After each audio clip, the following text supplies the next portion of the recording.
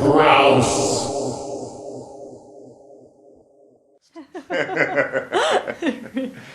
Congratulations on Chloe. Thank you.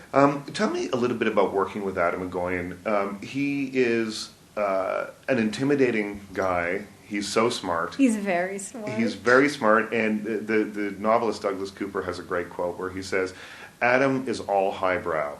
There's not no middle lowbrow. brow. That was the New York Times Yeah. too. And they also talked about him in college, that people would sit around and talk about how to depict genocide in art. That made me laugh so hard because I thought that sounded so much like the Adam I knew, you know. But he's not. He's funny. But he's not. But there's nothing opaque about him. I mean, that's one of the things that I really love. He's very, very smart. He's very, very funny. He's really challenged and interested in ideas, but he doesn't use them as subterfuge. You know, he's not somebody who's throwing his intelligence around just to intimidate people or to be. I don't know. I mean, it's genuine. He has an active, excited, interested intelligence, and he's as interested in people as he is in ideas. You know, so it's about bringing all that stuff to life, to relationships and behavior, and I found that really exciting. Well, it's interesting because this film is the first one that he hasn't written himself, but it's still very much an Adam Egoyan film because of the the sexual taboos, misunderstandings, all that stuff. It really feels to me like a film that he could have made 10 years ago or would make 10 years from now. Absolutely. I think really the only thing that was different, and he mentioned it several times, is that he had a linear narrative to work with, and that was unusual for him.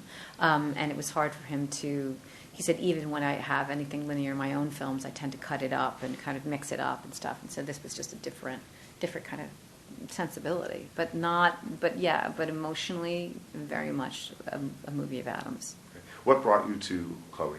He did. Yeah. Adam did. He's somebody that I'd wanted to work with for years, and I'd met him at the Toronto Film Festival. I don't know what movie I was up here with, but it was in the 90s at some point, and I met him on a press line, and said to me, "There's Adam Egoyan." I was like, "Oh," and we both said we'd like to work with each other someday, and I kind of hoped that it would happen, and then this literally just appeared one day, Do you choose your projects by story, character, director, or is it a combo of all three? It's probably a combination of those. I think that I'm very, very material driven.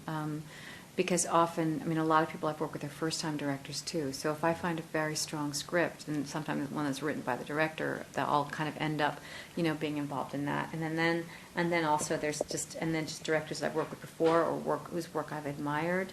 Generally they go hand in hand, a strong material and a strong director. It's very rare that you find kind of one without the other. Richard Crouse.